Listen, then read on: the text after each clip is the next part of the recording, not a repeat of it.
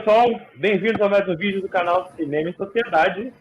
Eu sou o Ivan, sou analista de TI, e hoje nós vamos falar sobre o filme Privacidade Hackeada. Na verdade, nós vamos falar sobre várias questões e vamos usar o filme Privacidade Hackeada como insight, e o filme Dilema das Redes também, e quando couber. Estamos juntos aqui com o professor Rafael Dias, nosso colega do canal Cinema e Sociedade, professor da UF. Rafael, se apresenta, por favor. Olá, pessoal. Então, sou Rafael, sou professor da UF, também estou junto aí no Observatório de Direitos Humanos e no canal, faço parte do canal Cinema e Sociedade. E vindo lá do lado B da Terra Plana, Danilo.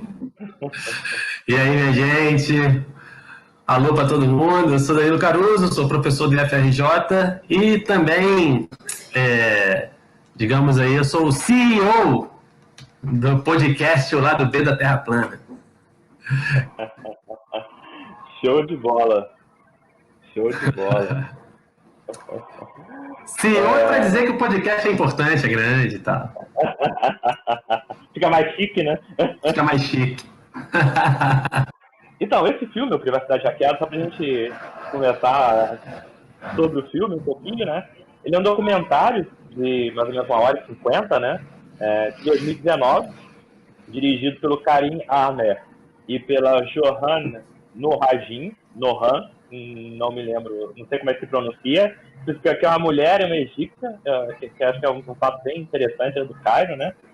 É um filme que tem 4 indicações de prêmios, né? Ele é indicado ao Emmy de 2020 como documentário ou filme de não ficção, indicado para o BAFTA Awards também em 2020 como documentário. Pro cinema, ele ganhou uma premiação que é o Cinema Eyes Honor 2020 como design, na categoria de design gráfico ou animação. E ele também está indicado para o International Documentaries Association, né, Associação Internacional de Documentários, com o melhor script. E ele trata, o filme em si, trata do escândalo da Cambridge Analytica. Para quem não lembra, o escândalo com o vazamento de dados e uso de dados de usuários do Facebook para profiling e campanha eleitoral nas eleições de 2016, me corrija se eu estiver errado, eu peço para a data, gente, nos Estados Unidos. O documentário é de 2019, tratando desse assunto. E é sobre isso que nós vamos falar hoje, sobre redes sociais, dados, informação, psicologia, política e afins. Futuros distópicos, ditaduras Exatamente. Controle imanente. Como diria Pierre Levy, a democracia digital. Acho que assim, o primeiro tópico que eu acho que é legal a gente comentar, na minha opinião, é que, assim, como eu falei, né, esse documentário ele fala do escândalo da Cambridge Analytica, e esse escândalo, ele, à época, né, no momento, ele foi tratado como uma questão meramente técnica, né, como uma venda de dados, como um vazamento de dados ou um mau uso de dados por parte de desenvolvedores, né, de aplicativos. O Facebook falou, Zuckerberg foi convidado a depor, né, ou a se pronunciar, vamos dizer assim, né, em algumas instâncias, Senado, enfim, dos Estados Unidos. E quando esse escândalo veio à tona, né, Mark Zuckerberg, para quem não sabe, o CEO do Facebook, e Meu parceiro. seu parceiro, colega de profissão. Colega de trabalho. E foi convidado a depor lá no Senado americano, enfim. E, né, disse que não, era a questão de as empresas, os desenvolvedores estavam mal utilizando contra os termos de uso do Facebook, etc. E, enfim, foi colocado no plano técnico. E aí eu já começo cutucando a todo mundo aqui, né? Como eu falei, sistemas é a minha especialidade de segurança da informação. mas também flerto com diversas outras áreas do conhecimento aí, não sendo especialista em nenhuma delas. Então, eu queria deixar para vocês essa questão, né? Minha opinião, não é uma questão técnica. Não foi uma questão técnica e não será uma questão técnica o uso de dados de pessoas para criar um perfil dessas pessoas. E aí acho que a gente vai chegar mais um pouquinho para frente, poder levá-las ou induzi-las ou selecionar o que exibir para elas. Mas enfim, não é uma questão técnica, gente, isso. Assim, vocês acham que... O que vocês acham com relação a isso? Quem vai? Começa aí, Rafa. Rafa, você que é o cara da psicologia, Rafa. Então, botaram eu para falar primeiro, né? Tá bom.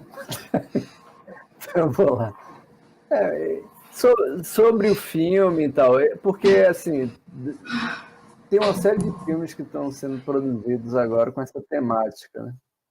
Das redes sociais. Então, você tem esse aí que você comentou, o Privacidade Hackeada, tem o Dilema das Redes, que bombou, assim, vamos dizer assim, criou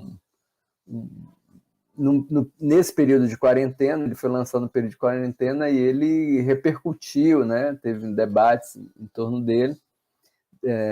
E é uma questão que, de alguma maneira, ela tem aparecido como um tema político, né? Não como um problema técnico, não uma questão meramente técnica, de que maneira o Facebook, essas redes sociais têm operado, mas tem causado assim, preocupação porque apareceu fenômenos políticos a partir disso, né? De uma certa engenharia ou dinâmica das redes. Assim, para remontar a essa questão, né? Porque no Privacidade Hackeada, o tema é sobre a venda e o uso político, né? Eu acho que tem uma questão política. Nos dois filmes tem uma questão mais diretamente política, assim. E a emergência da extrema-direita também, ou de populistas de direita, enfim, que tem surfado nessa onda das redes. Mas eu ia falar de um texto do Gilles Deleuze, né? Que ele fala, tem um texto chamado Pós-Scriptum sobre sociedade de controle. E nesse texto ele comenta, esse texto foi escrito em 1990, de que maneira a sociedade capitalista contemporânea vai deixando de ser uma sociedade disciplinar para ser uma sociedade do controle, que vai se dar a céu aberto. E com a nossa participação. Ou seja, nós vamos participar dela, nós vamos, de alguma maneira, dar os dados, oferecer os dados, e esse controle vai se dar de forma reticular, né? Não é um poder centralizado, mas um poder que se ramifica. Então, é interessante a intuição dele já em 1990, né? Porque em 90 a gente não tinha nem assim, a internet popularizada, né? Tinha como algo que estava se desenvolvendo, mas que se desenvolve também como um investimento do Estado, investimento militar, e posteriormente, com a internet, com as redes, né? Você tem o modo como o capitalismo vai se organizando, e isso até aparece no Dilema das Redes como capitalismo de vigilância. Então, sim, é interessante como esse fenômeno ele foi escalando, né? Ganhando corpo, ganhando intensidade e produzindo novos modos de subjetivação. Eu acho que isso também é uma questão importante, né? Porque é essa relação sociotécnica. Né? Nesse sentido, esses novos dispositivos sociotécnicos, o smartphone, né, a internet, eles vão se combinando, se agenciando e produzindo novas formas de sentir, da gente estar no mundo, né, de se relacionar com o outro, porque agora a gente vai ter essa mediação, né, desses aparelhos, enfim, desses gadgets. E o Deleuze, né, o Guattari, o Deleuze, eles vão pensando isso, as questões, vamos dizer assim, subjetivas, né, mas como elas são também diretamente políticas. Então, assim, só para finalizar esse preâmbulo, eu não vejo nada desse aspecto assim como sendo técnico no sentido de sem política, né? No sentido que essa separação técnica e política ela não faz nenhum efeito, porque todo produto sociotécnico ele é político. Então, ele tem um efeito político e cada vez mais isso fica mais evidente, né, de que essas tecnologias elas são formas, novos modos de colocar, de produzir a política, de produzir modos de governo. Você está aí. Mas, enfim, aí já passa a bola para o Danilo. Eu acho que dentro dessa colocação do Ivan, e partir um pouco disso aí que você falou, Rafael, tem um filósofo estadunidense, o nome dele é Andrew Finberg, e ele cunhou o termo fetichismo da tecnologia, né, para designar um pouco a forma como as pessoas geralmente enxergam as novas tecnologias que vão surgindo, enfim. O próprio desenvolvimento... Não vou cortando, tá travando aí?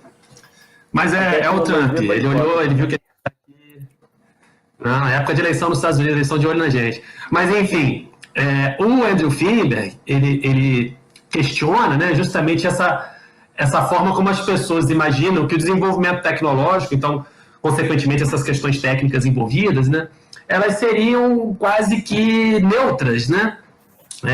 Tem também um outro cara, o Davi Noble, ele coloca como que na sociedade que a gente vive, as pessoas têm uma fé quase religiosa no que seriam os benefícios, vamos dizer assim, automáticos do desenvolvimento tecnológico. Então, as pessoas imaginam que a tecnologia se desenvolve de uma forma, vamos colocar assim, parecida com a teoria da seleção natural das espécies, né?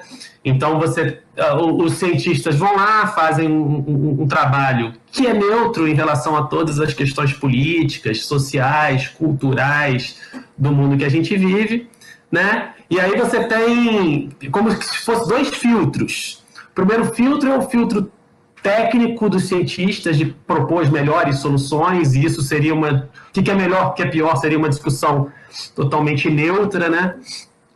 Seria uma discussão, digamos assim, são tudo critérios super objetivos e tal.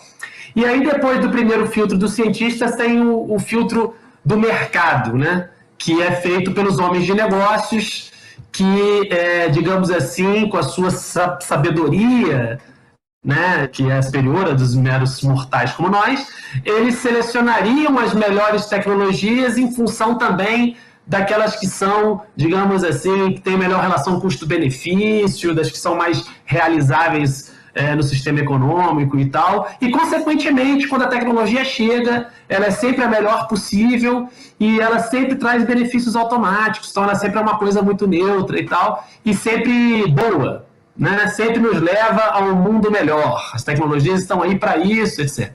Mas essa noção, ela é totalmente furada, né? Totalmente furada. Na verdade, o próprio dia a dia dos cientistas, por mais que eles próprios às vezes acreditem nessa teoria, nessa visão, né? Imaginem que o seu trabalho é guiado apenas por fatores assim meramente objetivos e tal, mas eles mesmos sabem que eles precisam prestar satisfação para as pessoas que controlam o financiamento das suas pesquisas. Na verdade, o próprio desenvolvimento tecnológico, ele é em si uma indústria também. E, consequentemente, está sujeito a tudo aquilo que qualquer indústria está sujeita no capitalismo. Então, não existe desenvolvimento da tecnologia assim, abstrato. Existe, na sociedade que a gente vive hoje, desenvolvimento capitalista das tecnologias.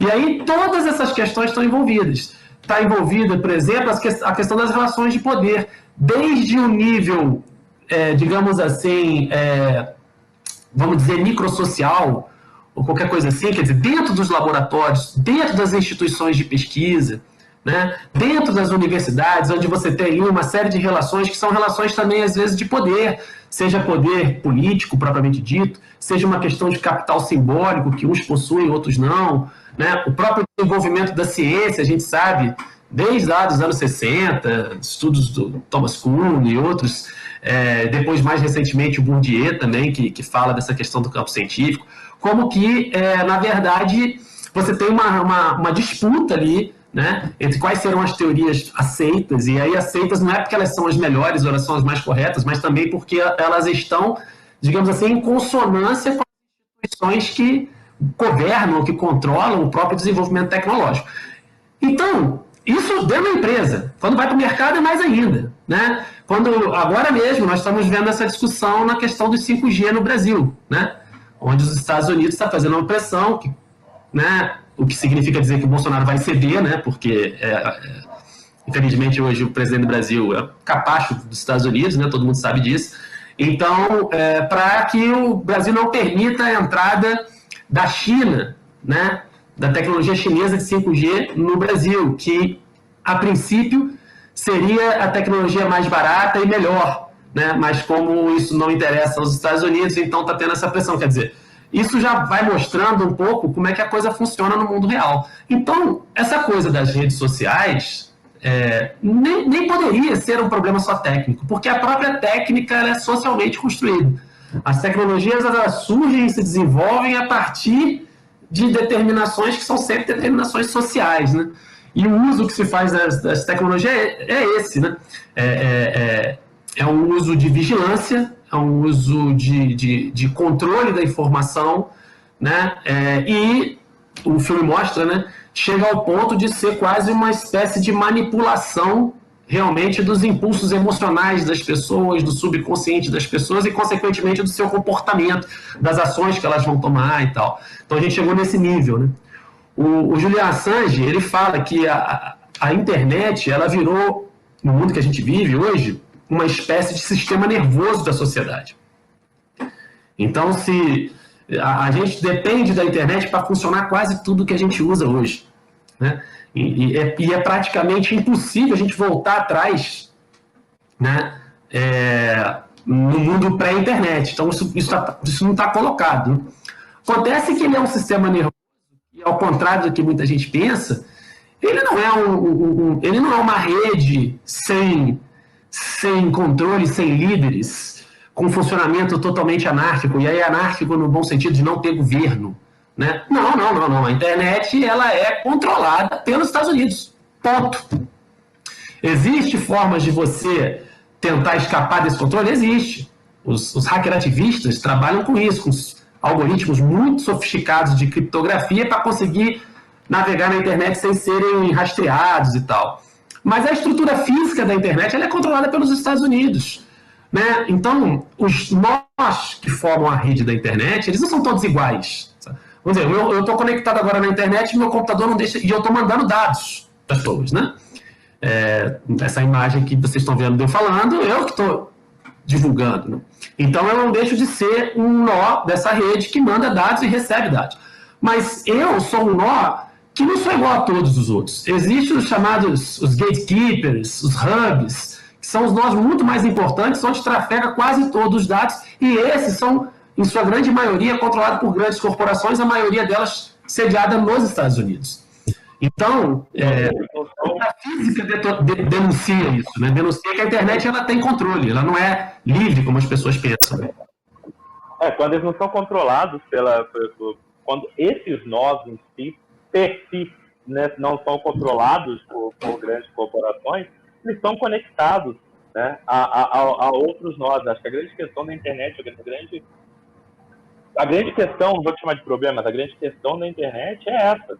Porque para eu conseguir falar com você, usando a plataforma que a gente está usando, né, eu poderia muito bem eu posso ter uma rota, que é como a gente trafega os dados na internet, né, que saia daqui, passe pelo ponto de troca de tráfego, pelo POP do Rio de Janeiro, e volte para você.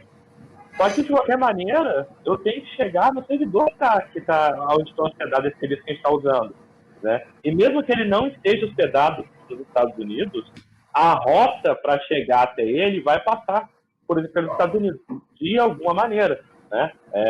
Quando comentou do hackerativismo, né? Está aí a Tor, por exemplo, né? Que é um exemplo de uma rede, ou a Onion, né, que é o exemplo de protocolo de roteamento que foi criado com um dos objetivos dele é esse, né? Além de evitar a rastreabilidade, é também evitar a centralização, porque cada nó faz parte, cada nó seria um gatekeeper desse também. Então, ao mesmo tempo que você está consumindo, você também está roteando outros pacotes, né? E a rede, assim, seria descentralizada. Que já se provou que também não é completamente viável, né?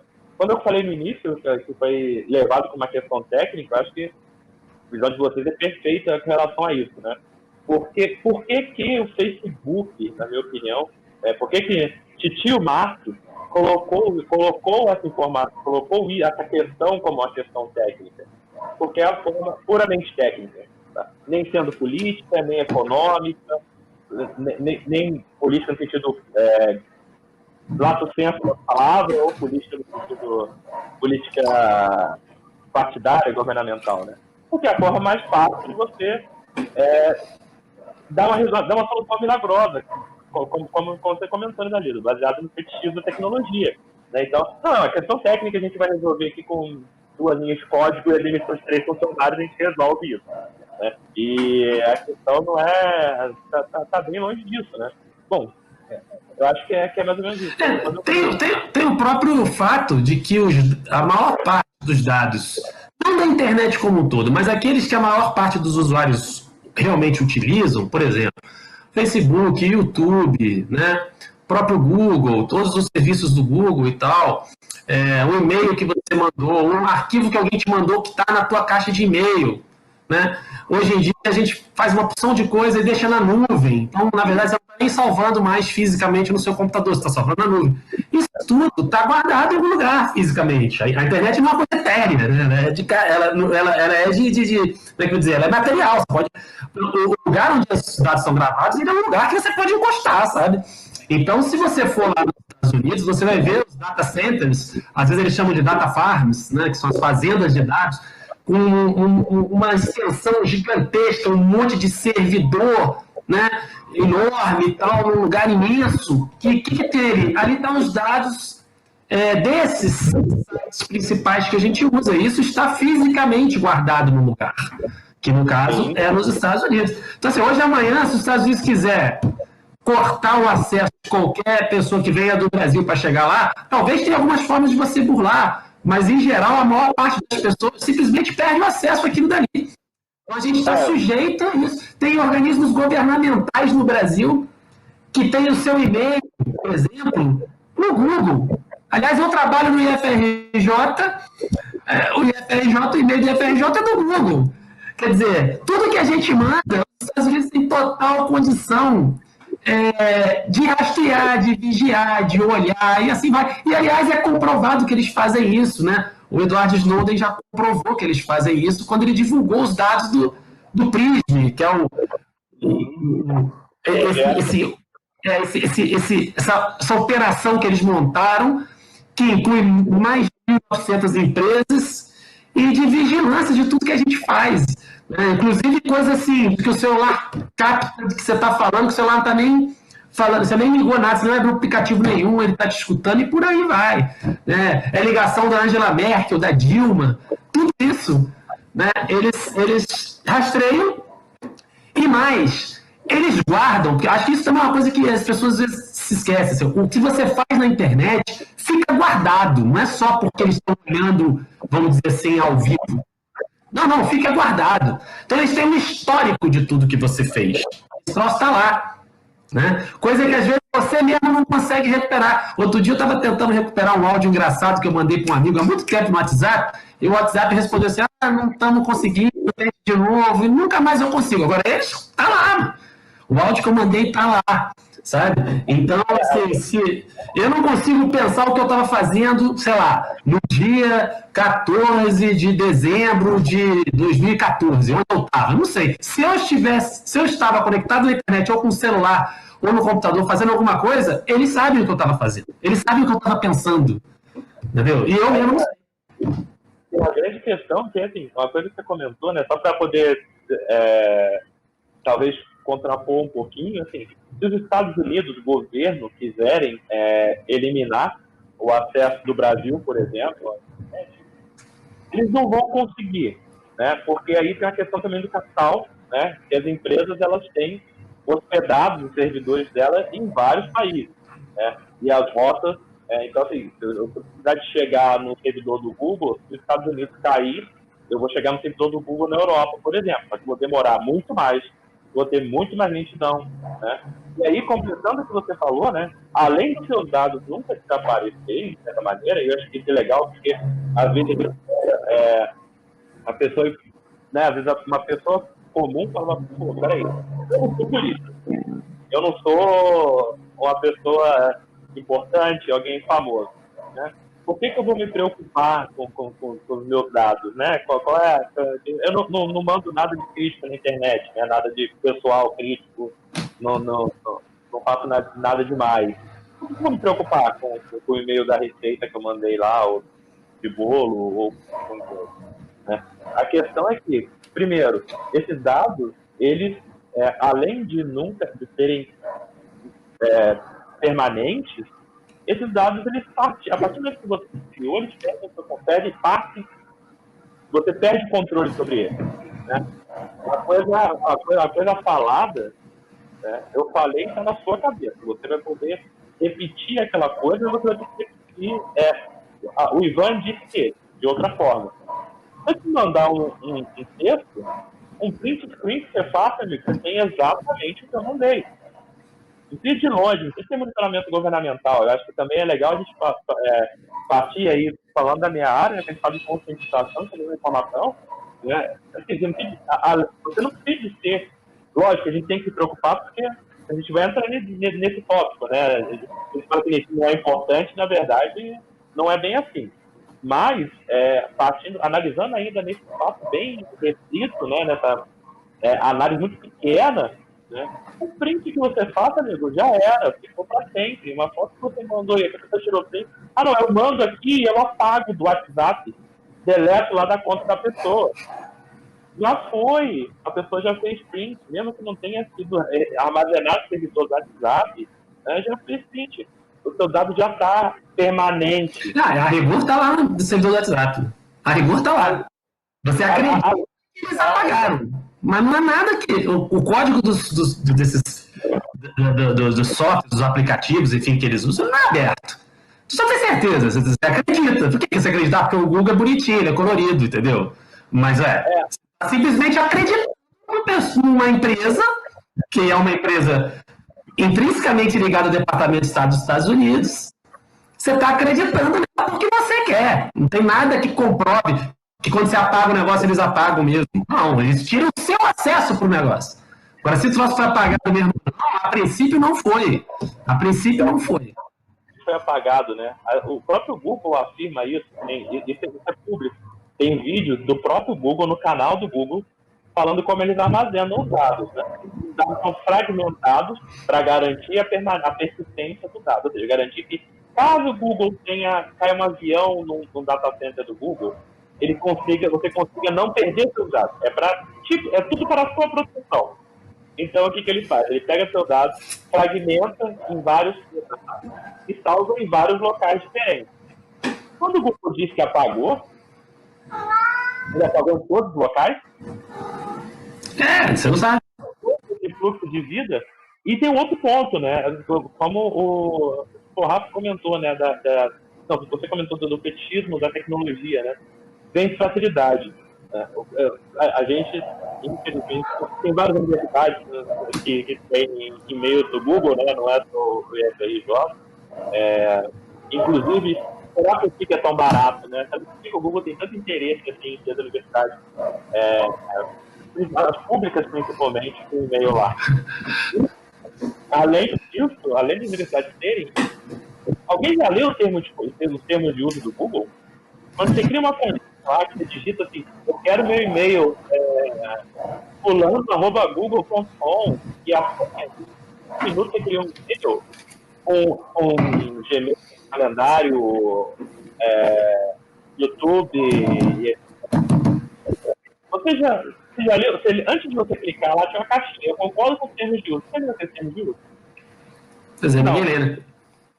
Aqueles termos de uso falam claramente, explicitamente, não é algo assim escondido nas entranhas. Tem essas coisas escondidas nas entranhas, assim, mas isso tá claro, tá à luz.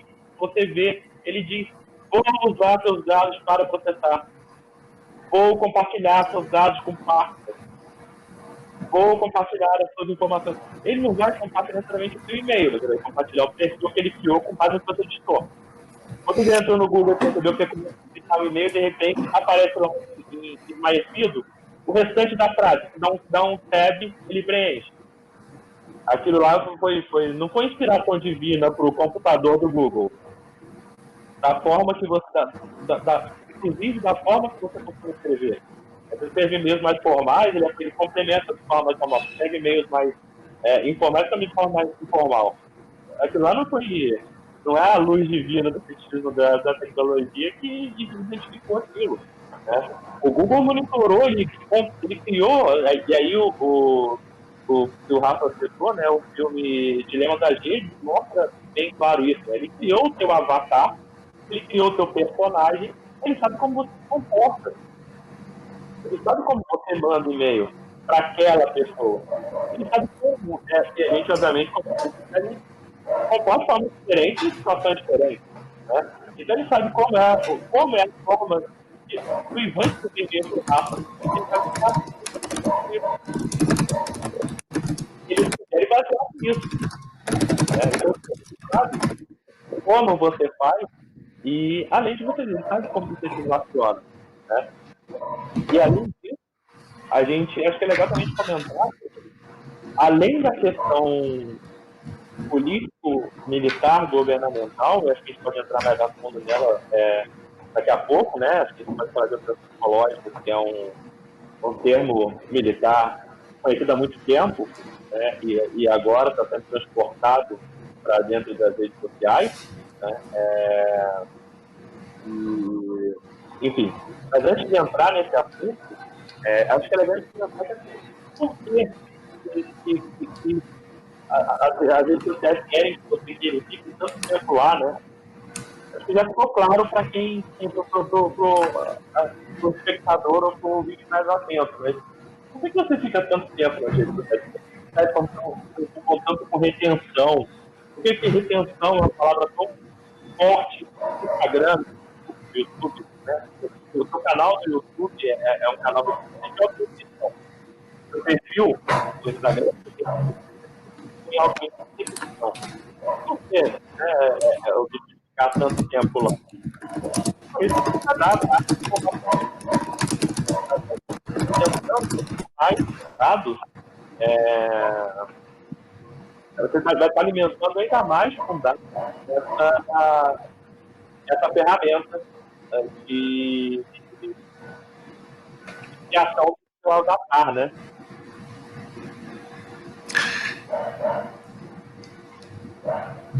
Vai falar, Rafa?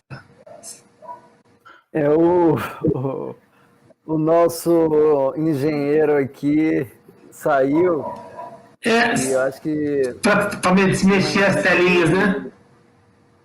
Não consegue não, Ivan? Aí. Pronto. Aí foi. Massa.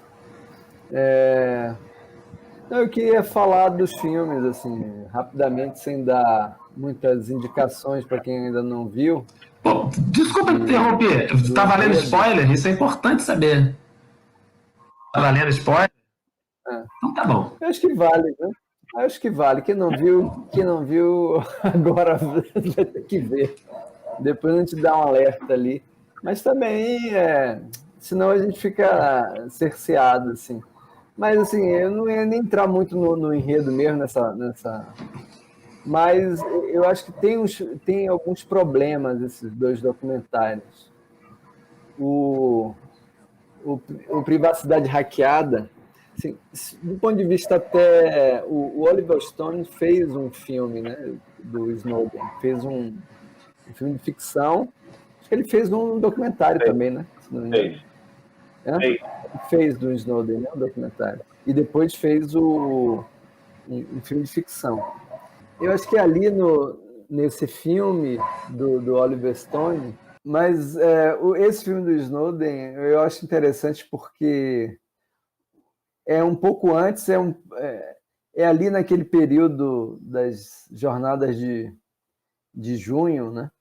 E também apresenta a espionagem da NSA dos chefes de Estado, do Brasil, enfim. Ali a questão da guerra híbrida, eu acho que se apresentou e como os Estados Unidos operava nas redes, né? Como é que fazia espionagem de grandes empresas, como a Petrobras, e também de chefes de Estado. E ali coloca bem assim, marcado esses atores, a relação dessas big techs, das empresas de tecnologia, com o Departamento de Estado norte-americano, com os grandes interesses geopolíticos e tudo mais.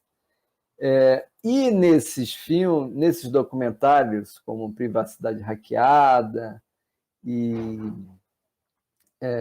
também no Dilema das Redes, eles individualizam muito a questão.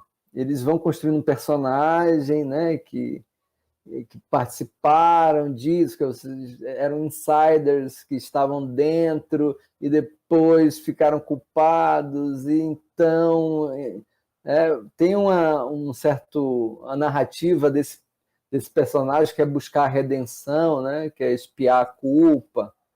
E eu acho ruim o modo como isso é construído, porque despolitiza a questão. E no Privacidade Hackeada como é o nome da figura? É a Brittany Kaiser, né? Isso, a Brittany. Brittany Kaiser. Então, que ela participou do Cambridge Analytica e tudo mais, e agora ela está horrorizada ou se arrependeu e tal, e denuncia a Cambridge Analytica. E aí apresenta, enfim, a relação da Cambridge Analytica com a eleição do Trump, com o Brexit, com uma série de situações políticas sensíveis nesse período, que eles participaram e manipularam, né? Manipularam eleições a partir dessa engenharia das redes. O modo como os documentários vão construindo isso, eu acho que é ruim. O Dilema das Redes é ainda pior, porque ele vai pegando esses personagens que participaram dessas empresas de tecnologia. Ernesto, dê um alô aí. Papai, pergunta, por que eu apareci desse lado e na câmera eu tô do outro lado? Tem um espelhamento. Deixa eu conversar aqui. Depois eu vou lá. Só estou terminando. E então, o Dilema das Redes, qual é a questão? E eu acho que ele fez sucesso até por isso, porque ele produz medo, ainda em relação às crianças, enfim, a proteção das crianças, a relação das crianças com as redes, com as telas, e o controle das pessoas, né? Eles fazem uma parte do documentário ficcional, né? Eles criam situações ficcionais para ilustrar como o uso da tecnologia é danosa. E o que o documentário vai produzindo é medo. Vai produzindo esse afeto do medo, das pessoas ficarem assustadas com a tecnologia e tal. E, de alguma maneira, esse é um afeto que, na política, a extrema-direita tem produzido, né? Tem produzido uma paranoia, né? Tem um traço muito paranoico de teorias da conspiração, coisas, né, do arco da velha, e, ao mesmo tempo, produção de medo o tempo inteiro. Então, se faz o controle a partir do medo. E a estrutura desse documentário, Dilema das Redes, é também reproduzir essa sensação de medo. Então, você sai de lá meio que atordoado. E aí ele não politiza a questão. Então, desses dois, assim, esses dois mais recentes, tem um outro até que é húngaro, que eu não assisti, que depois eu faço uma recomendação, que não é um documentário, não, é polonês, não é húngaro, não, é polonês. É um filme polonês que fala disso. Depois, se o Danilo tiver o nome, agora me fugiu o nome. Acho que é Rede de Ódio, uma coisa assim, né? E então, assim, do ponto de vista de como esses documentários vão se estruturando, né, vão buscando possíveis arrependidos e pessoas arrependidas, e que, do ponto de vista político, o que eles propõem é uma internet humana, assim, é um negócio muito pueril, no sentido, e que eles vão se apresentando também como essas figuras que vão produzir essa, né? Ou seja, sempre é lá o homem branco do Vale do Silício que quer salvar o mundo, quer salvar a internet, quer salvar as relações e tudo mais. E esquece também, embora apareça um autor ou outro mais crítico e tal, no Dilema das Redes, esquece todo um debate anterior do software livre, de toda uma discussão, né, de uma discussão da internet, assim, de um debate que é muito antigo e que não aparece, assim, como se não existisse esse debate. Porque, claro, esses grupos, os ativistas do cyberespaço e tal, esses grupos que eram pelo software livre e tal, eles foram derrotados, né? Nós fomos derrotados, assim, no sentido de ter uma estrutura de rede mais aberta e democrática. E esses grandes conglomerados da tecnologia, eles venceram, eles se impuseram por causa do modelo de negócio do capitalismo, né? Que é monopolista. Então, hoje, nas redes, a gente frequenta 5 ou 6 grandes conglomerados, né? Aquela ideia de blogs e tudo mais, uma certa horizontalidade das redes, ela não existe. Existe grandes empresas de tecnologias que a gente fica entrando em um e outra, né? Saindo de um e entrando em outra. Então, nesse sentido, esses filmes eles não tocam em questões políticas que, ao meu ver, são importantes também. Aquela ideia dos blogs, inclusive, que eu não era tão horizontal assim, né? Porque blogs eram separados do Blogspot, que era do grupo, né? Então, assim, tinha também já existia assim, sempre, se você não tornar o negócio de uma forma que seja possível a autogestão, ou alguma forma de tornar possível a hospedagem, a própria hospedagem das coisas, por exemplo, né? A infraestrutura necessária para se manter isso também vai acabar, de certa forma, induzindo as pessoas a usarem o Blogspot, que era do Google, ou, né, as grandes redes sociais que existem hoje, né? Então, tem essa questão também. Eu acho que a grande questão, e aí é um ponto eu acho que é um ponto talvez nevrálgico, assim, que o Danilo comentou, né? O Danilo comentou, o Rafa também, dessa questão da extrema-direita estar ganhando tanto com essa questão das redes sociais, né? Desse domínio das redes sociais. Por que eles estão ganhando tanto? Por que eles dominaram tanto, né? Essa máquina, a infraestrutura para poder utilizar, os métodos para poderem utilizar, né? Essas ferramentas, né? E, enfim, eu acho que talvez justamente por isso, né? Talvez porque eles não têm uma abordagem individualizada. Eles sim estão muito bem organizados. Exatamente. Né? E o ponto que eu ia chegar, exatamente isso o ponto que eu ia chegar, né? Eu acho que essa discussão, né? Ela não pode tanto não ser individualizada no sentido de indivíduo, né? Mas nem individualizada no sentido de contexto, né? Não é uma discussão só política, não é uma discussão só econômica, não é uma discussão só técnico ou tecnicista no contexto de algoritmos e códigos, etc. Não é só uma discussão legal, né? Ela é uma discussão que ela envolve todo mundo, né? Ela é uma discussão que ela envolve... Eu até brinquei com um colega nosso do canal durante a semana passada, né? O Zé Luiz, economista político, e eu estava brincando. Eu acho que assim, essa discussão, a gente falando sobre LGPD, legislações, eu falei que a solução não é legal, né? A solução não é só conscientização do usuário, a solução não é só legislação, a solução não é só econômica, a solução não é só política, né? E a gente estava comentando que assim, a gente está muito atrás nesse ponto nessa minha visão, porque esse debate precisa de ter mais fóruns com Rafael, Danilo, Ivan, Zé e afins, né? Debatendo o tópico esse assunto de uma forma realmente integrada, que é como ele se apresenta, né?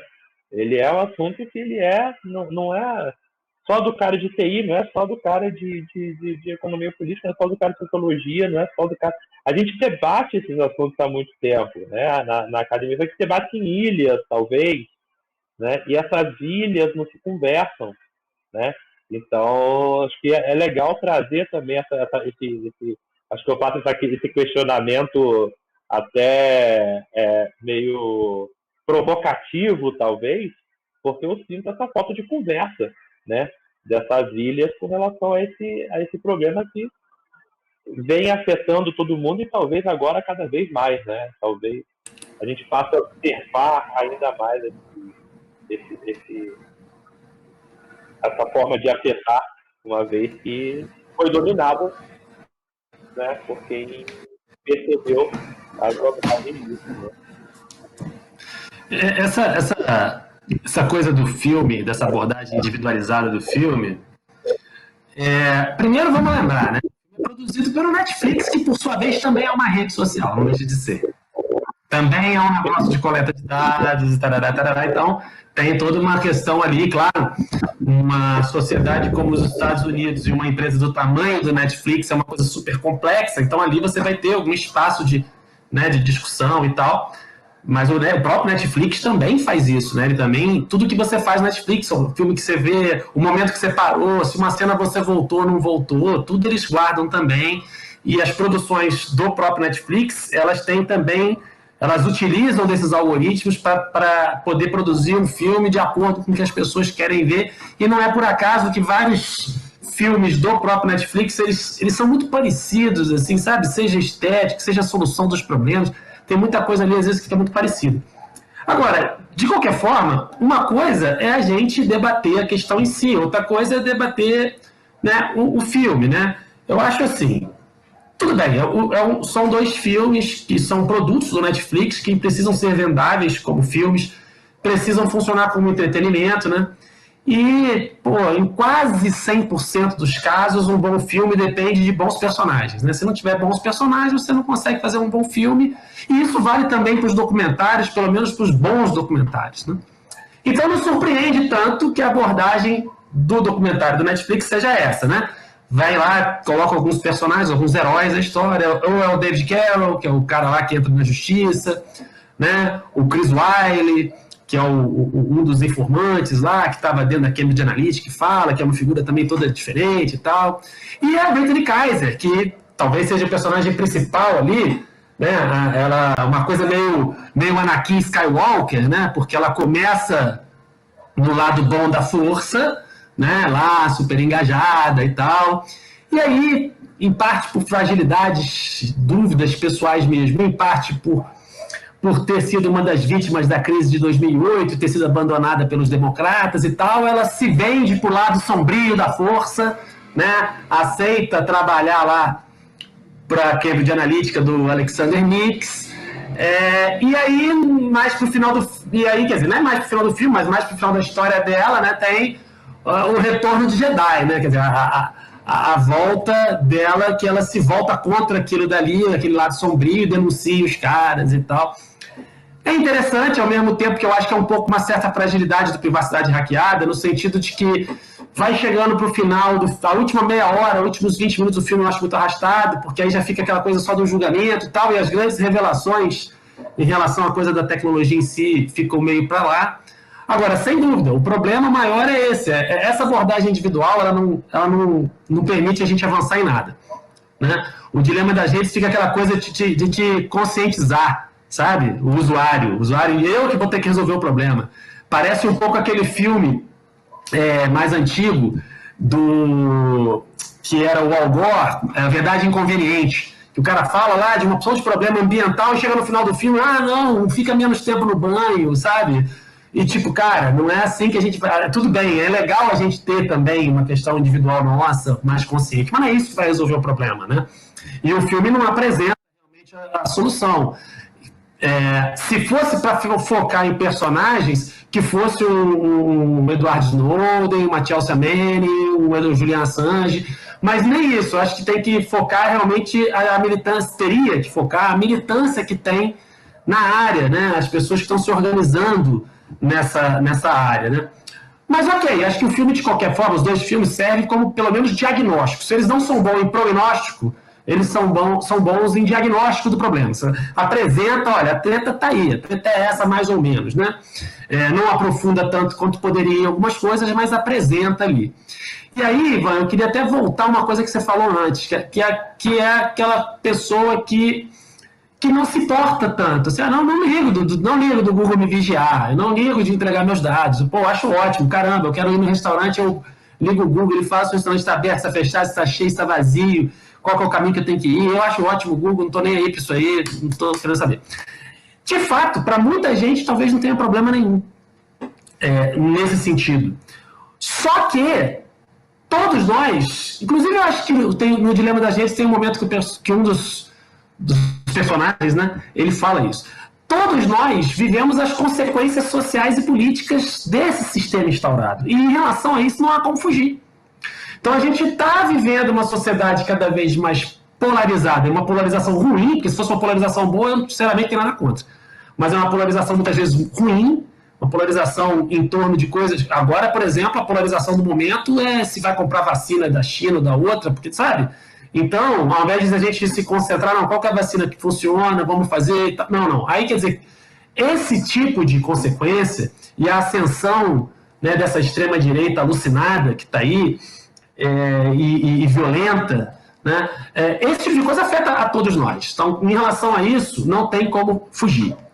E aí, eu queria até levantar uma bola para passar para vocês aí, que eu acho que passa no filme muito rápido, mas que, enfim, é um problema que poderia ter sido mais bem trabalhado. É um momento, está tendo o depoimento do Christopher Wylie, eu acho que é esse o nome dele,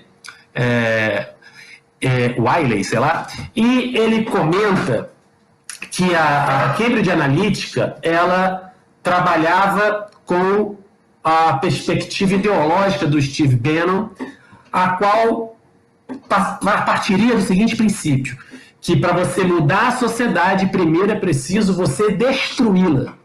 Então ele fala isso no filme, bem no início. E isso eu acho que é um dado fundamental.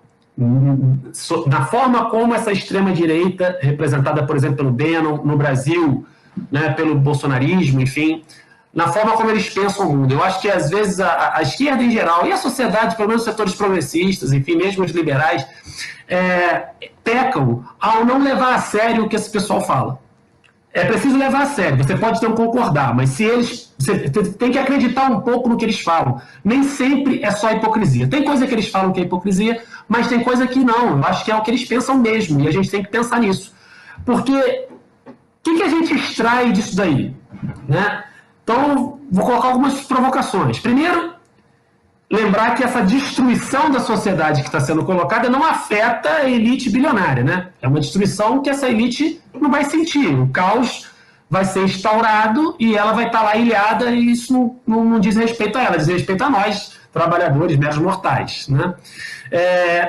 Segundo, que embora seja realmente uma destruição dramática do ponto de vista humano, mas do ponto de vista de estruturas sociais ela é só superficial, porque os fundamentos básicos da sociedade continuarão, que é a sociedade capitalista. Então não está essa revolução que o Bannon quer fazer e que se utiliza das redes sociais para isso, ela não é uma revolução que vai fundamentalmente modificar a sociedade. Vai se modificar nada, vai continuar o capitalismo, você vai promover transformações mais superficiais, particularmente naquilo que o sistema atual tem de bom, vamos dizer assim, né? Por exemplo, você vai acabar com os serviços públicos, com a saúde pública, você vai tornar a sociedade ainda mais fechada em termos de preconceitos em geral, enfim. Mas é uma transformação superficial, não é uma destruição para criar uma sociedade radicalmente diferente.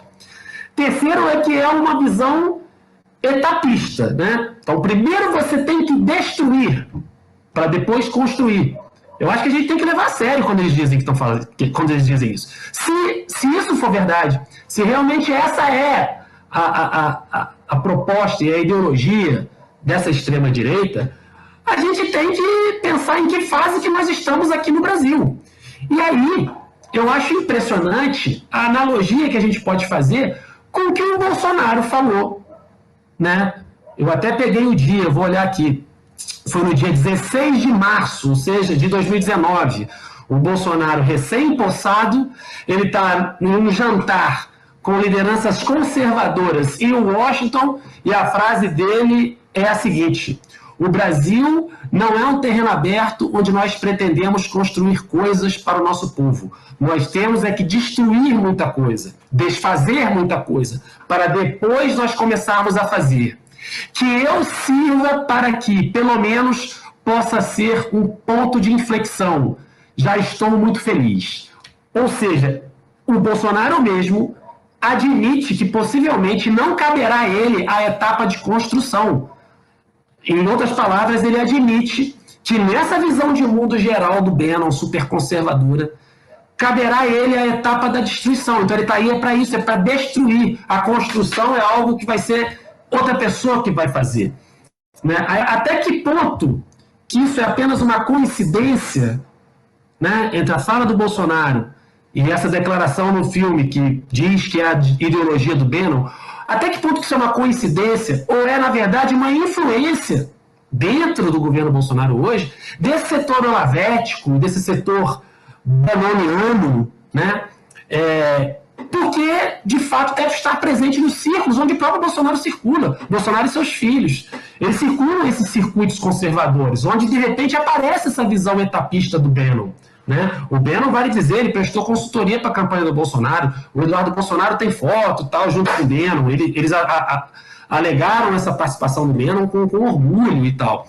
Então, quer dizer, essa coisa do primeiro destruir para depois construir, ela está difundida, ela se difunde entre esse pessoal. E pode ser que esteja orientando o Bolsonaro. E eu acho que isso é importantíssimo. Então, a gente imaginar que a gente está, no momento, vivendo um governo em vias de reeleição, porque se a eleição fosse hoje, eu acho que o Bolsonaro ganhava, infelizmente, porque não está se construindo alternativa. Nós estamos com um presidente que tem um propósito de destruir e ninguém sabe o que vai se construir depois. Então, acho que isso tudo é uma coisa que aparece no filme muito rápido, mas é uma provocação que eu acho importante. O que se faz, completando o que o Danilo falou, né, Rafa? Que se faz numa guerra, né? No meio militares. Assim. É uma estratégia muito, muito comum também, né? De você, se ter estratégia de terra arrasada, enfim, de você destruir aquilo que se encontra ali para poder, enfim, reconstruir naquele molde, naquele formato que você acredita, né? Sobre essa questão que o Danilo lançou,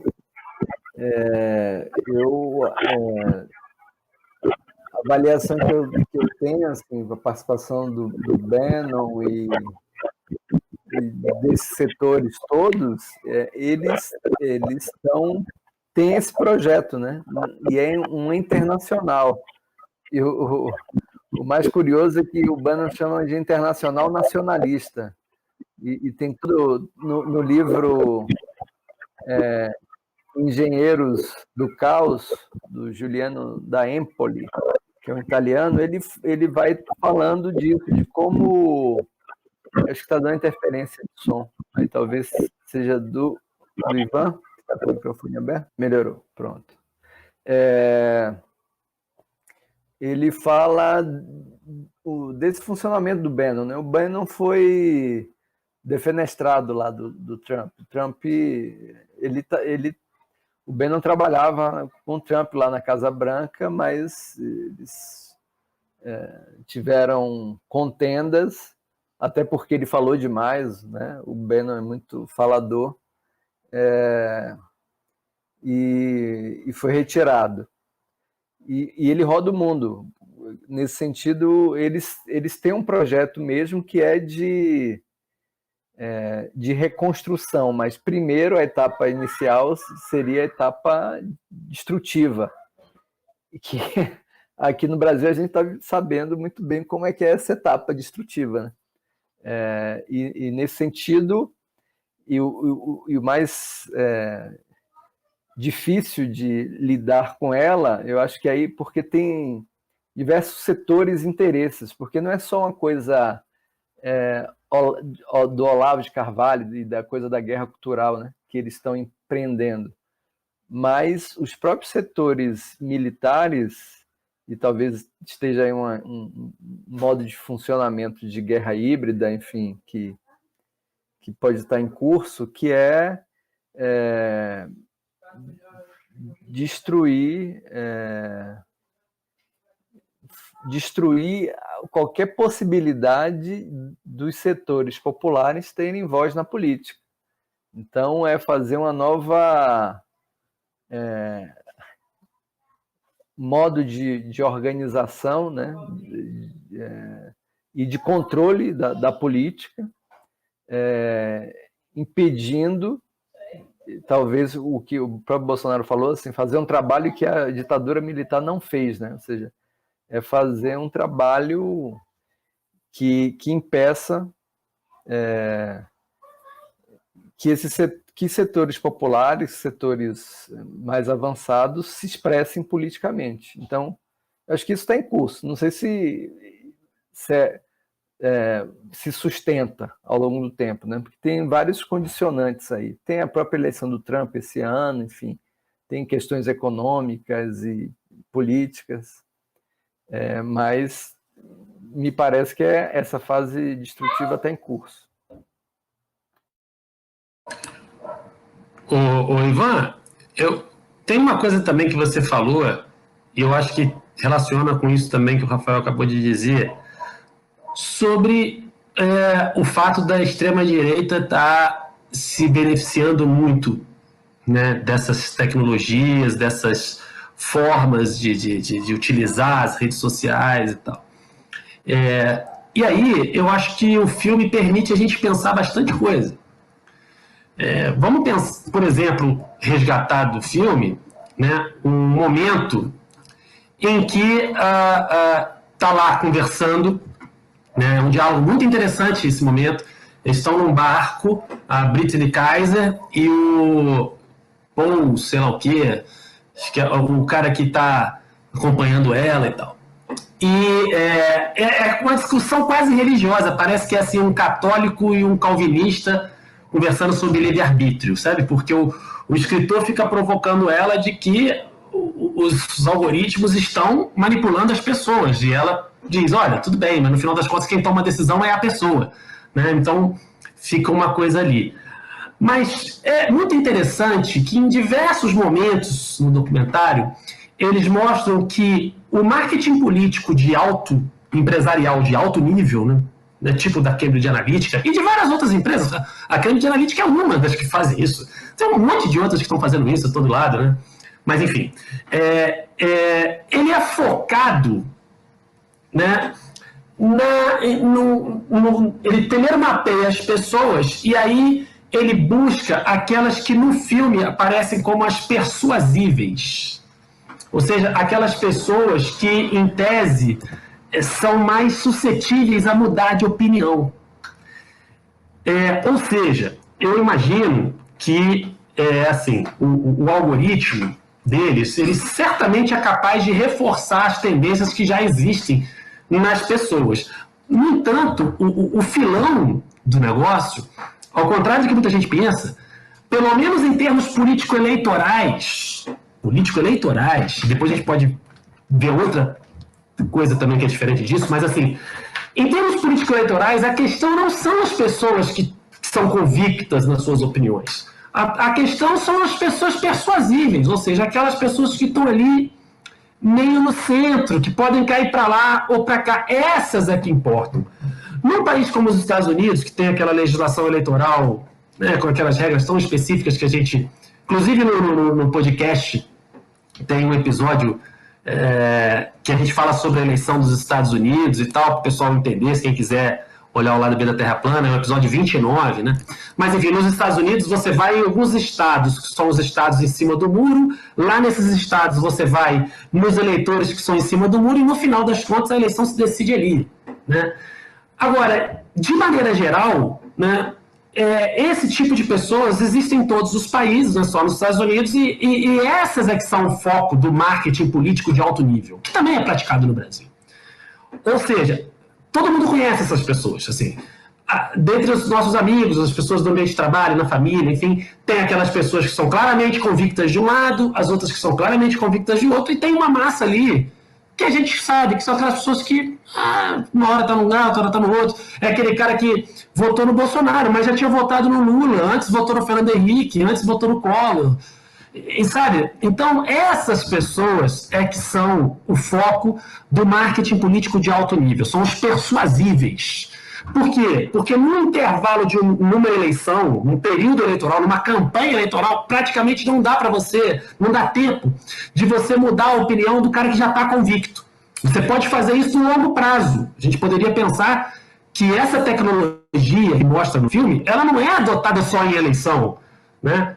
Os cientistas políticos estão dizendo que o Bolsonaro está o tempo todo em campanha. Não é só o Bolsonaro que está em campanha, é também toda essa máquina persuasiva que está fora de eleição o tempo todo fazendo isso. Mas no período eleitoral, você vai no persuasível. Porque o cara que está convicto, você não vai mudar. E qual que é o problema? Esse persuasível, esse cara que é o cara de centro, muitas vezes a esquerda não tem muita tolerância com ele, né? A esquerda, ela geralmente se sente mais à vontade para falar para os seus. E quando vai falar com a pessoa que não tem uma posição, às vezes, muito bem definida, ela, às vezes, tem uma tolerância muito pequena em relação ao pequeno deslize da pessoa. E logo já afasta, e logo já critica, etc. E aí eu não estou me referindo ao deslize que eu estou falando, é um caso igual do jogador Robinho, sabe? Não estou falando, sabe? Não estou falando isso. Eu estou falando, às vezes, é uma fala da pessoa sem querer, uma coisa, e a esquerda logo afasta essa pessoa. Só que na política, quando a esquerda afasta alguém, significa que ela está empurrando essa pessoa para a direita. Esse é que é o problema. E aí, veja bem, só para deixar bem claro que eu não estou propondo nenhuma fórmula mágica aqui, porque a questão é muito complexa. Por que eu estou falando isso? Porque se também não fosse essa militância implacável, algumas coisas que antes eram consideradas normais, hoje não são, essa mudança não teria acontecido. Essa mudança também acontece por causa dessa militância implacável, sabe? Então, por exemplo, uma série de violências contra a mulher, todo tipo de violência, racismos entranhados nas nossas instituições, nas nossas estruturas, no nosso comportamento, uma série de coisas que antigamente era considerado normal, hoje não são, é porque tem essa militância implacável. Então, eu não estou dizendo que isso tem que acabar, não é isso. A situação é complexa. O que eu estou colocando é uma contradição. Essa militância implacável, ela é necessária para promover essa mudança que é mais de médio e longo prazo. Porém, no momento eleitoral, o calendário eleitoral cria um problema, porque na hora que você vai para a comunidade, quem é militante de esquerda, comprometido com a mudança social, sabe que não adianta você ir para a rua achando que você vai encontrar, sabe, uma multidão de pessoas desconstruídas e revolucionárias, doidas para ouvir o seu discurso. Não é assim. Quando você vai, você encontra as pessoas, a média das pessoas é a média dos preconceitos, dos pré-conceitos que estão aí. E a esquerda, às vezes, ela não tem tolerância. E aí a gente teria que pensar numa certa adaptação do discurso, que, por um lado, é necessária, porém, há um limite ali complicado. O que é adaptação de discurso e o que é, na verdade, uma limitação de horizonte político. E a esquerda, pelo menos no Brasil, eu acho que em outros países não está assim, inclusive países vizinhos nossos, ou pelo menos eles estão mais avançados do que a gente, mas a esquerda no Brasil está pecando muito nisso, né? Então se o cara adapta o discurso dele um pouquinho, a gente não tem às vezes confiança de que aquilo é apenas uma forma pedagógica de você fazer política progressista, porque isso é necessário. Isso é necessário. E, por outro lado, às vezes também não é uma forma pedagógica, é simplesmente uma limitação mesmo. O cara não tem uma visão de transformação social muito avançada. Então, esse limite é complicado. E a extrema-direita, ela não tem esse problema. Esses preconceitos que já estão arraigados, ela não tem problema com isso. Sabe? Não tem. Né? Ela também é muito obtusa? É. Então, é aquela coisa, quando teve o negócio do Moro, o pessoal que era muito humorista foi afastado, né, em relação aos bolsonaristas. Eles também, às vezes, cometem essas intolerâncias. Mas se a gente for analisar o caso da esquerda, é muito complicado, porque às vezes é isso, é um tweet, é um negócio que a pessoa fez, pode estar errado, não é que a pessoa está certa, mas às vezes, eu acho que às vezes falta um pouquinho de tolerância e um pouquinho de entendimento de que para você transformar a sociedade, você precisa saber lidar com a sociedade tal como ela é, e não chegar e imaginar que vai todo mundo ser super desconstruído e revolucionário, querendo ouvir você falar para concordar com você e para bater palma. Não vai ser assim, e isso é preciso ser entendido, né? Mas, Danilo, quando você está falando disso, depois eu passo para o Ivan, rapidinho, como o funcionamento das redes também vai produzindo isso. Sem dúvida. Eu acho que tem um modo de estar na rede que ela tem produzido um tipo de embate que eu faço embate com o que é secundário. Então, é muito mais fácil, o modo como a arquitetura da rede funciona de ter treta, ou seja, é o lugar da treta. Então, isso tem reproduzido também na vida social, né? Ou seja, essa dinâmica, né, dos trolls, né, de trollar ou de você ir cheio de ódio e assim, né, com sangue nos olhos nas redes, tem produzido esse efeito de fragmentação, né, de fortalecimentos também de modos de identificação de grupo, né, de pequenos grupos e tal que vão se identificando. O modo como a rede funciona, alguns autores chamam de shitstorming, que é tempestade de merda. Ou seja, e é isso, o que viraliza, muitas vezes, E é por isso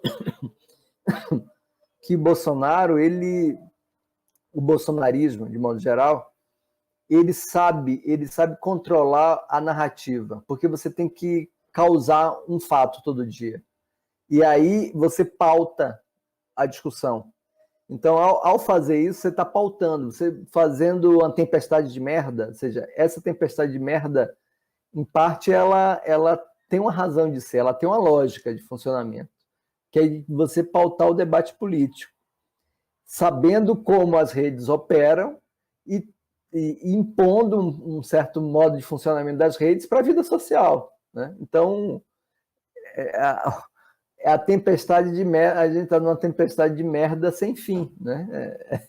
Esse esse modo de funcionamento que tem sido operado e eles dominam isso. E eu acho que o grande problema foi assim, ali desde 2012, assim, a Dilma sabia que ela estava sendo monitorada, que a NSA estava monitorando a Petrobras, estava monitorando tudo. E ficar tão... o governo Dilma ficou muito sem proteção diante disso, né? Assim, é impressionante. O Moro grampeou a Dilma. O Moro é o juiz de primeira instância do Brasil, grampeou a Dilma. Que isso, gente? Enfim, coisas estranhas, muito estranhas aconteceram, e é curioso que, apesar disso, de toda todos esses indicativos de que o monitoramento era muito espalhado e nesses líderes, né, como Merkel, Dilma, enfim, e outros, nenhuma medida protetiva foi tomada. Assim, parece que foi uma capitulação total nesse sentido. E até do ponto de vista eleitoral, né? Como a campanha de 2018 ela foi completamente subterrânea aqui no Brasil, né?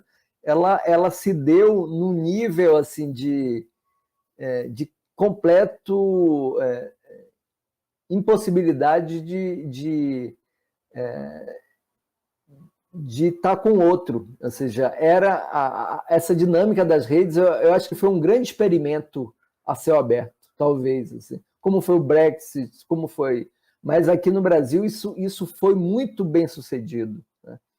Porque inviabilizou a campanha no sentido público, de ocupar a cidade, de falar de propostas, e toda ela se deu num nível subterrâneo, cada um com seu aparelho, né?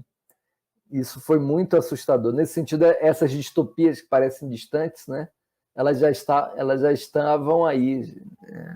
E a eleição de 2018, para mim, nesse sentido, foi um grande experimento. Ou seja, os caras fizeram um experimento e deu certo. Assim. Vamos jogar essa tecnologia toda aqui no Brasil agora para ver o que a gente consegue de fato.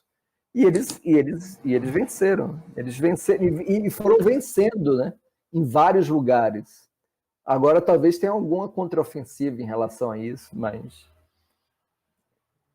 Aí eu passo para o Ivan. É interessante comentar ali, aproveitando a sua fala, né, Rafa? Tem alguns pontos que eu acho interessante, né? Assim, você falou desse laboratório no Brasil, aproveitando que o Danilo falou, durante o período eleitoral, não necessariamente você está induzindo alguém a fazer algo. E é pega o gancho lá do filme, né? O filme mostra, por exemplo, se não me engano, em Trindade, né? Que basicamente dois partidos, né? Um partido se não me engano, dos negros, um partido dos indianos, e o trabalho ali era eleger o partido dos indianos e tal, e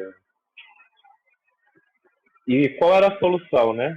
Era que os indianos, tradicionalmente, os jovens iriam votar seguindo seus pais por questão de tradição. Então, para você evitar a possibilidade de que o Partido dos Negros ganhasse, o que você faria? Você criava mob, e aproveitando a ideia que o Rafa falou, do causar, né, dessa coisa de atenção, para distrair a juventude. E eles falam, né, porque as crianças, os jovens, são apáticos, né? Então, para que eles não fossem votar.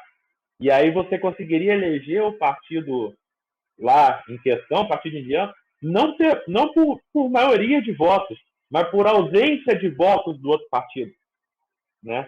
Você não está necessariamente induzindo o cara a votar naquilo, você está induzindo o cara a não fazer algo.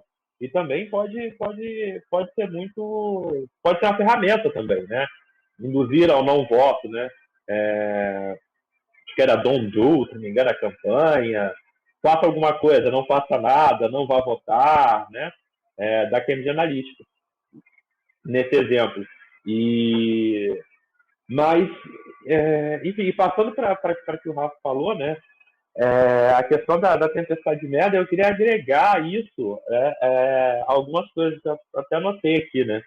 É legal a gente saber, somado a isso, né? O fato de identidade de grupo, né? Então, talvez por isso a extrema-direita tenha tomado tanta força, né? Porque as redes sociais não são iguais para todos. Né? Então, ela vê o que você, como a gente já comentou aqui, né? Até onde você é mais tendente, além dela tender, durante o período eleitoral, a pegar, eu chamaria do cara que não é o brasileiro médio, cara, que não tem nenhuma visão forte para a esquerda, nenhuma visão forte para a direita, o cara que, como o Danilo falou, votou num candidato, votou na Dilma ou no Lula e votou no Bolsonaro, pegar esse cara e conduzir. Fora desse período, ela reforça aquele cara que é o de extrema-direita, né? Ou porque eles aprenderam a usar essa ferramenta. Né? E aproveitando também um outro gancho do Danilo, só para poder deixar também a provocação aqui, eu acho que a gente tem uma questão, né, Danilo, que aí eu vou aproveitar suas palavras mais para ser um pouco mais, talvez agressivo, mas provocativo. Agressivo não, provocativo. Eu acho que tem uma questão da esquerda também que, assim, como você falou, né, precisa ser mais didático, precisa de ser mais tolerante. Acho que precisa de descer do pedestal também. Acho que principalmente, né, a direita a esquerda, perdão, mais intelectual, com mais conhecimento, talvez, a gente talvez se sinta num pedestal que a gente precisa de descer. A gente precisa de falar uma língua que vai ser popular, né? A gente precisa de falar uma língua que vai atingir aquele povo, como você falou, atingir aquelas pessoas que estão no meio do caminho. A gente não pode ser erudito, acadêmico e esperar que todo mundo vai conhecer ou vai conseguir interpretar todos os conceitos teóricos que a gente apresentar, ou vai ter saco para ouvir a gente fazer referências a teóricos tais e afins. Acho que a gente precisa descer um pouco do pedestal, do salto também, né? Poder ter uma linguagem mais clara, às vezes, ter uma linguagem mais objetiva, né? Não precisa, obviamente, não tem que chegar no nível que alguns chegam da extrema-direita, mas acho que a gente tem que talvez sair um pouco desse pedestal de bronze que a gente às vezes incorre no erro de se sentir. Enfim, deixar essa provocação aí. Se quiserem mais alguma coisa, consideração. Eu teria uma consideração, que já que a gente está falando de como que a extrema-direita se beneficiou muito desse sistema, né? E o que a esquerda, por sua vez, deveria fazer e tal, e elencando com aquela coisa que a gente falou lá atrás, que a solução não é uma solução perravanista de o meu comportamento individual é que eu vou resolver. Não, não é isso. E, ao mesmo tempo, embora a solução não seja, e eu concordo com o Ivan, a solução é puramente legal, fazer uma lei e vai resolver. Mas, ao mesmo tempo, eu acho que vale a provocação também de um debate que precisa ser levantado no campo do direito. E por quê? Porque esses escândalos, como o da Cambridge Analytica, eleições do Brasil, Brexit e outros, se a gente for analisar o que realmente foi considerado crime, não é o esquema todo das fake news, etc. Isso não é crime. Então, no caso da Cambridge Analytica, o crime estaria no fato de que eles pegaram ilegalmente dados, né? Então, na verdade, o que a Cambridge Analytica fez? Ela comprou dados de um pesquisador da Universidade de Cambridge, né, que, por sua vez, fez um survey, um teste com 300 mil pessoas, mas essas pessoas não sabiam que, ao fazer o teste, esse teste rodava num aplicativo próprio, porém as pessoas logavam, para fazer o teste, as pessoas logavam pelo Facebook, e elas não sabiam que elas estavam entregando também os dados, de muitos e muitos dados, de todos os seus amigos do Facebook. O Facebook sabia, o próprio pesquisador da Universidade de Cambridge, que é um cara chamado Alexander Coogan, ele trabalhava para o Facebook, durante o negócio. Ele prestou consultoria para o Facebook depois disso. Então, assim, o Facebook está envolvido. Mas o fato é que o problema ali foi essa questão dos dados. Mas não o esquema todo das fake news, do disparo. Isso não é crime. E trazendo para o caso brasileiro, aí a mesma coisa. Nas eleições de 2018, que obviamente foram eleições que foram manipuladas nesse nível subjetivo, emocional, as pessoas foram levadas a acreditar em mentiras e por aí vai. Nada disso é crime. O crime que está sendo colocado no sentido da eleição foi o financiamento dos disparos em massa do WhatsApp porque estavam desrespeitando a legislação eleitoral. Mas o disparo em si, aquilo que estava sendo disparado, a rigor não vai crime. A CPI das fake news atual, ela até investiga também, por exemplo, se uma pessoa fez uma calúnia ou uma difamação contra alguém, ou ainda se ela ameaçou alguém, se ela instigou alguém a praticar violência, sei lá, contra o ministro do STF e tal.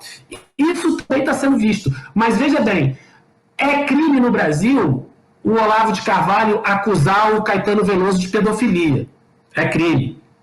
Mas não é crime a Damares, sei lá, disparar um vídeo dela dizendo que a esquerda quer legalizar a pedofilia no Brasil. Tá entendendo? Isso não é crime. Então, assim, o caso do Brexit é a mesma coisa. O problema no Brexit é que houve uma campanha para que as pessoas dissessem sim à saída da União Europeia, e essa campanha teria envolvido a Cambridge Analytica com dinheiro estrangeiro. Então, houve toda uma discussão de uma questão de soberania nacional, porque grandes bilionários dos Estados Unidos teriam influenciado um plebiscito na Inglaterra. E vale dizer, depois que o escândalo veio à tona, na União Europeia houve muitas declarações de figuras importantes da política europeia contra esse sistema, dizendo, olha, os nossos sistemas eleitorais estão aí sob risco e tal. Mas essa questão de soberania, ela pode ser resolvida sem que o esquema seja desbaratado, porque dentro, sei lá, da França, pode ter um sistema igualzinho que não seja financiado de fora. Então, assim, e a própria solução final, quer dizer, as resoluções finais de todo o processo que mostra no filme deixam claro os parlamentares ingleses envolvidos dizendo, olha, a nossa legislação não está preparada para isso. A nossa legislação não tem formas de coibir o que está acontecendo. Então, assim, eu acho, e aí seria uma questão que obviamente não vai aparecer nunca, ainda mais numa produção do Netflix, né? Mas passa, talvez, uma coisa que não vejo para as pessoas falarem muito, mas pelo seguinte, olha, as pessoas não vão deixar de usar redes sociais. A rede social veio para ficar. Então, o código tem que ser aberto. É mais ou menos dizer o seguinte, tem que expropriar o Facebook. Ou seja, o Facebook pode continuar existindo, mas tem que haver legislação, tem que haver um controle, não estatal, mas um controle público, e a única forma de fazer controle público tem a ver com uma coisa que o Rafael falou no início, que é a questão do software livre e tal, então tem que abrir o código. Então, assim, se as redes sociais vieram para ficar, elas não podem ser controladas por grandes corporações e grandes bilionários. Elas têm que ter um controle público. Isso passa, para começo de conversa, pela abertura dos códigos. Então, vai ter que ser livre para que a coisa funcione igual no Linux. Né? Então, o código é aberto, todo mundo pode olhar, então não tem nada ali que é secreto em relação ao que o aplicativo, enfim, a rede social faz. Agora, isso implica em você mexer com as empresas que são hoje as maiores empresas do mundo, são maiores do que empresas de petróleo. Né? Ou pelo menos estão ali disputando empresas de petróleo, empresa armamentista, talvez indústria farmacêutica e as grandes empresas tecnológicas. É mexer com um cachorro grande. Mas eu acho que passa um pouco por aí. Eu acho que tem, aí falando do software livre, né? Eu acho que, assim, é difícil dizer que discordo e concordo contigo. Eu concordo e discordo em parte, Daniel. Eu acho que, assim, a questão legal, ela é muito sensível, porque a questão legal, ela precisa, né, de certa forma, de objetos, né? E a tecnologia evolui muito rápido. Você teria que legislar mais sobre, talvez, comportamento, talvez como estruturas de formação, execução de empresas, etc., do que necessariamente sobre ferramentas ou utilização de recursos ou determinada rede social. E aí um ponto que eu só queria talvez questionar sobre o que você falou, assim, eu acho que o código aberto, a abertura do código pode ser uma solução, mas eu não sei se eu não vejo a abertura do código como uma solução tão bala de prata assim, até porque não existe solução bala de prata, né? Porque o código aberto, ele certamente não é, né? Ele permite que qualquer um audite o código. Vai precisar de alguém para auditar. Quem vai auditar o código? Entendeu? Se você pegar, por exemplo, o Google tem N ferramentas de código aberto. O Google, inclusive, está uma moda agora, que talvez seja um ponto para a gente entrar numa discussão posterior, assim, a gente já está com 1h e pouco. Mas, assim, se tiver interesse, obviamente, mas, assim, o Google, por exemplo, está abrindo código. Microsoft tem um monte de código aberto. Será por quê? Abrindo código de um monte de ferramentas, terminal, o console da Microsoft é código aberto agora. O CMD, quando você vai lá, a bandeirinha do Windows CMD é código aberto. Várias ferramentas de Windows são código aberto. Né? Será por quê? A gente pode deixar essa dúvida no ar aí para talvez conversar em outros momentos. Assim, eu acho que o código aberto pode ser uma ajuda, mas eu acho que ele não é uma solução. Assim. Eu acho que não foi o que você quis dizer, mas assim, só para reforçar, né? Não é uma solução bala de prata que resolve todo tipo de problema. E eu acho que a legislação também é algo que tem que ser pensado com muito cuidado, porque a evolução é muito rápida, né, das tecnologias e como você vai usar a tecnologia. E aí um outro ponto que eu acabei de me lembrar que você comentou com relação a fake news, né? A gente faz... Fake news é um problema. A gente precisa de resolver o problema da fake news. Mas como que a gente resolve o problema da fake news se nosso fact-check é o Google? E o Google não mostra os mesmos resultados. O Google não é neutro, né? Um termo que se usava muito tempo atrás, neutralidade das redes, assim, já caiu em desuso na comunidade. Mas se o Google não é neutro, né? E até que ponto o DuckDuckGo, a alternativa do Google, é neutra, né? E quantas pessoas usam e alimentam o DuckDuckGo? Agora, só para fazer minha contribuição final aqui, essa questão da fake news, eu acho curioso assim, o modo como ela é apresentada, como se fosse uma notícia falsa. E não é só isso, não é uma... A questão não passa assim por apresentar notícias falsas e você vai manipular a pessoa pela notícia falsa. O que se produz é um afeto. Você está produzindo afeto. As pessoas que estão recebendo porque não é um disparo em massa para todo mundo. Ele é focado.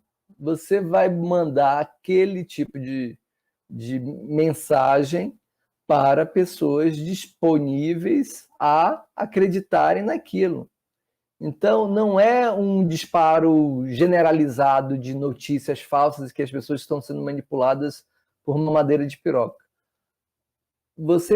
Você sabe quem está disponível para aquilo e que aquilo vai produzir um afeto naquela pessoa, que é um afeto de medo, é um afeto de repulsa, de associar isso a determinados setores. Então, às vezes fica essa ideia da fake news, fica muito assim, mentiras. A questão não é essa, a questão não é de propagar mentiras, mas é de você produzir uma mensagem que vai ser recebida e vai produzir um determinado afeto naquela pessoa, né? Que é de medo, e essa produção do medo ela tem um efeito político, ou seja, isso o regime nazista fez isso, produzir, né, inimigos, você vai produzindo inimigos e depois outros e tal, e a partir disso você vai colocando pessoas que podem proteger diante dessas ameaças, né? Como se houvesse muitas ameaças aí, e não é à toa que essa ideia da proteção da família aparece aí como aquilo que você não pode prescindir, né? É um núcleo, como se fosse um núcleo fundante, e como se a família estivesse ameaçada por vários grupos que querem acabar com a família.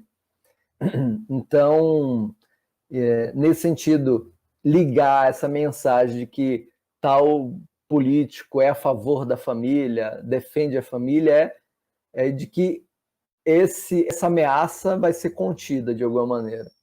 Então, outra questão que aparece no filme Dilema das Redes. Tem uma parte que é interessante, que ele fala assim, nesse tipo de rede dominada por um capitalismo de vigilância, quando o acesso é grátis, é porque você é o produto. Você está... seus dados são um produto. Então, você é a mercadoria, no final das contas, da rede, né? Então, isso é interessante, de pontuar dessa maneira, de mostrar que você ali... você que está sendo vendido, né? Então, assim, encerro minha participação aqui nessa conversa com vocês também. Posso fazer um merchan? Isso, pode. Manda bala. Falar para o pessoal acessar aí o lado B da Terra Plana, inclusive porque tem uma discussão também que tem tudo a ver com isso. Tá aqui, eu estou olhando aqui, foi o episódio 28, que a gente discute, né, a questão da guerra híbrida, né, com o professor Piero Lehner, lá da Universidade Federal de São Carlos. E tem também um monte de outros episódios, inclusive um que eu gravei com a galera do canal Cinema e Sociedade, que estamos aqui. Então, quem quiser acessar, tem no Spotify, tem também na plataforma Anchor, né? Anchor, não sei como é que se fala, enfim, mas é só botar lá o lado B da Terra Plana. Muito bom. E aproveitar... Agradecer vocês, foi ótimo, né? Foi muito bom, sempre muito bom encontrar com vocês e gravar o episódio foi muito bom, muito legal. Para deixar minha finalização aqui também, agradecer a sua presença, Danilo, agradecer, Rafa. Eu acho que a gente precisa, como eu já falei quando eu comecei a falar lá no começo, eu acho que a gente precisa dessa discussão de multivisões, multiespecialidades, multi-angular para combater e para se proteger e combater, talvez, essas dominações, né, e esses mecanismos que surgem aí. Então, eu acho que isso... fico feliz de a gente estar conseguindo fazer esse debate aqui. Como eu disse, antes da gente começar, né, uma crítica, uma coisa que eu sinto falta, às vezes, na academia, desse debate multidisciplinar nesse aspecto de terem vários. Às vezes fica muito nas ilhas de cada um, que é legal trazer esse debate para cá. E assim, estou muito honrado de poder a gente ter conseguido criar esse debate e trazer ele para cá e conseguir fazê-lo aqui. Então, eu acho que eu vou deixar esse agradecimento final. Acho que outros pontos, a gente ficar aqui, a gente vai ficar levantando ponto até amanhã. Quem sabe um dia a gente faça aí um versão 2 ou algo do tipo. Senão a gente vai para 3 horas aqui de episódio. Então não vou tentar não levantar mais pontos. Agradecer de novo a participação de todo mundo. Agradecer ao Bruno, que ficou no backstage aí, fazendo para a gente a operação aí da live aí também. E, pessoal, acho que é isso. Um forte abraço. Saiam da Matrix. Saiam da Matrix. Saiam da Matrix. Bora tomar a pílula vermelha. Take the Red Pill, eu falo isso agora. Take the Red Pill, toma a pílula vermelha. Gente, muito obrigado. Até mais, até o próximo.